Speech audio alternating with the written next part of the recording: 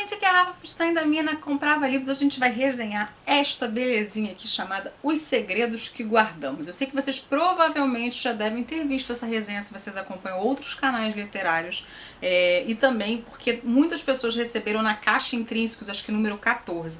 Eu não tenho, eu tenho a coleção aqui da Intrínsecos, eu não tenho todos os livros, então eu não recebi esse. E aí eu fiquei sabendo dessa história através das booktubers que eu também acompanho, dos lançamentos da editora Intrínseca. Já vou agradecer de antemão a querida parceira por ter enviado esse exemplar. Já tem mais ou menos, acho que um mês que eu recebi. Mas, porém, entretanto, todavia, foi agora que eu tive tempo de conversar com vocês e caiu o marcador dele. Ai, meu Deus, pronto, aqui veio o marcador. Que eu tive tempo de preparar um roteirinho e conversar com vocês sobre ele. Eu até tô com a minha cola aqui, porque, enfim, uma forma que eu tenho de resenhar, e eu sempre explico isso às vezes nos vídeos, né, quando vocês perguntam como eu faço, eu vou lendo e vou fazendo anotações, e às vezes vou fazendo pesquisas. Isso, quando eu sei que eu vou resenhar aquele livro, eu faço dessa forma. Então, a primeira coisa mais interessante para se saber sobre essa história é que ela é publicada pela Lara Prescott, que é uma americana, até tá aqui, né, recebeu o título na Universidade do Texas, sei lá, mas ela é uma americana. E ela vai a fundo na história de Dr. Zhivago, que é uma história da época da União Soviética, de um escritor que não foi publicado no seu próprio país, que foi publicado primeiro lá fora, para depois ser publicado no seu país. E é um pouquinho dessa história que eu quero contar para vocês, para entender a importância de Dr. Zhivago. O Dr. Zhivago chegou na minha vida através do filme. É um filme que já ganhou Oscars, 6 Oscars, inclusive de melhor roteiro adaptado. É um filme de 66, se eu não me engano ele ganhou o Oscar de 67, né, que é sempre um ano depois que eles ganham. E ela vai a fundo nessa história, mas é uma história de ficção. Apesar de ter sido vendida já aos direitos autorais, o autor não está mais vivo. Eu vou até ler para vocês aqui um pouquinho do que eu pesquisei para falar corretamente. Então vou entrar em algumas imagens enquanto eu estou aqui lendo para vocês. O livro foi publicado, né, em 1957 na antiga União Soviética. É um romance histórico do escritor Boris Pasternak, que teve uma famosa adaptação para os cinemas em 1965. O livro foi banido pela censura do Partido Comunista e só foi publicado em seu país natal em 1987, exatamente 27 anos depois da morte do autor. Ele nunca viu no seu país ser publicado o seu livro. Imagina que louco. Ser um autor brasileiro, aí tá aqui tendo uma ditadura, enfim, comunista, enfim, que seja um governo que não quer que seja contada a verdade. E aí você não consegue publicar o seu livro no seu país, você faz um sucesso estrondoso, em qualquer país do mundo você é reconhecido.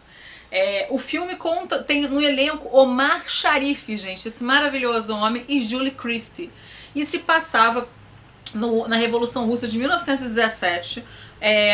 Os nomes é Lara e Vitor, esses nomes são muito famosos. Muitas pessoas se chamam Lara e Vitor por causa desse filme, acreditem, é um filme tipo um Titanic da década de 90. E ele conta a história de um médico aristocrata que se apaixona por uma enfermeira que é muito humilde. E aí vai contar tudo que está passando, né, na União Soviética nesse período. E o amor deles é cenário desse local onde as coisas não eram permitidas, onde muitas das coisas não eram aprovadas pelo governo que se fossem faladas. Então vamos para a história do livro. O que tem essa história a ver com o livro?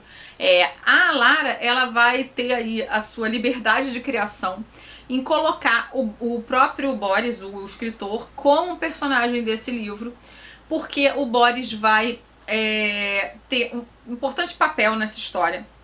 Ela vai, provavelmente focada nessa história de não poder ser lida no seu próprio país, e também com a mensagem principal de que os livros mudam o mundo. Através da literatura você consegue essa mensagem sensacional. A gente vai ver aí o Boris, né, sendo o personagem inspirado numa missão real da CIA durante a Guerra Fria. Ela mostra de uma forma romanceada como a área de inteligência americana apostou em Dr. Zhivago com o poder da literatura. O que essas agentes faziam? Elas pegavam esses livros, entravam clandestinamente no país e distribuíam a palavra, como se fosse assim, através dessa história. Porque sendo romanceada é mais fácil de chegar a abranger, né, mais gente. Então isso era muito importante. O próprio autor é personagem dessa história, e a sua amante, que é a Olga, porque ocorre em 2 núcleos essa narração, gente, eu vou falando aqui conforme eu vou anotando. Em 2 núcleos. A parte do Oriente, que é a Olga, que é a amante dele, que era amante dele real. E aí ela vai falar que a Olga fez um importante papel de nesse período, porque ela foi presa, ela foi acusada, o livro nem tinha sido publicado ainda e ela foi presa, acusada de incitar contra o governo, essas questões todas. E ao mesmo tempo vai mostrar o núcleo dos Estados Unidos, né, do Ocidente, com a agência de inteligência americana tentando fazer com que esse produto chegasse à mão das pessoas lá dentro, elas se rebelassem contra o governo. O que acontece? Durante muito tempo, quando você ouve sobre Guerra Fria, essas coisas todas, e vê muitos filmes americanos, que foi o que eu fiz a minha vida inteira, você vê, justamente 007 e tal, a Rússia como vilã. A União Soviética como vilã, são sempre os soviéticos, sempre. E depois teve os terroristas, mas depois, há muito tempo, ainda tem muitos filmes que são baseados. E as mulheres não têm um papel fundamental nisso. Nessa história, não. Elas não são só as mulheres, as amantes, nada disso. Elas são isso, mas também têm um importante papel de serem espiãs. Então, nem sempre essa história é contada pelo ponto de vista feminino. E apesar desse livro ter diferentes pontos de vista, ele pode ser um pouquinho confuso, por ter tantas narrações assim, por ter diferentes pontos. Então, isso pode se perder um pouquinho durante a sua leitura. Mas não desista, a partir do meio do livro, o livro começa a pegar fogo e é interessantíssimo. Também é bacana falar que a Lara, ela se inspirou nessa história, mas que ela serviu para ela imaginar o que teria inspirado esses espiões a fazer isso. Então, quando ela faz isso, ela acredita que contando através de diversos pontos de vista, você não tem uma só verdade, o que é verdade total. E também porque eu vi entrevistas com ela dizendo que ela estava cansada de 98% das adaptações dessa história serem focadas só no homem como protagonista. Ela inclusive insere personagens LGBT, o que achei sensacional e que me agradou muito. Para mim foi um grande diferencial. Bom, se eu falar mais, provavelmente eu vou contar spoilers para vocês e essa não é a minha intenção. O livro tem uma diagramação muito linda. Eu adoro quando tem máquina de escrever. Então aqui você tem a divisão dos capítulos pela máquina de escrever e pelos períodos onde está se contando essa história.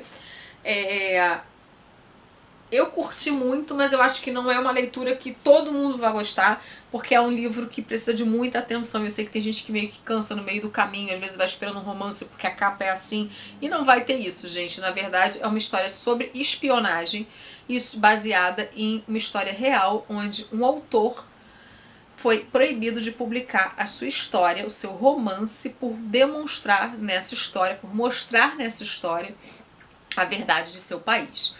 É como se hoje em dia eu publicasse uma história mostrando o que está se passando nessa pandemia e aí eu falasse da atuação do presidente e o presidente não permitisse que uma editora publicasse meu livro. E aí lá fora as pessoas falassem nos Estados Unidos, na Argentina, não, eu quero comprar os direitos. Foi isso que aconteceu com o Boris. Como eu disse pra vocês, ele morreu sem ver o seu livro ser publicado.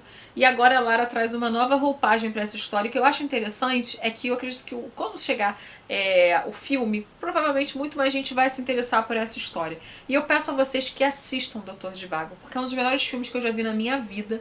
É maravilhoso, eu não li o livro, vou botar capa de livro, filme, tudo aí pra vocês, muita imagem que eu sempre coloco. Mas, por favor, leiam.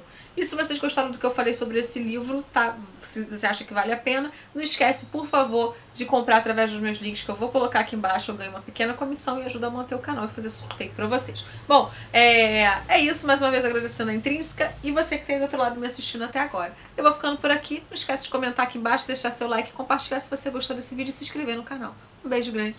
Tchau, tchau.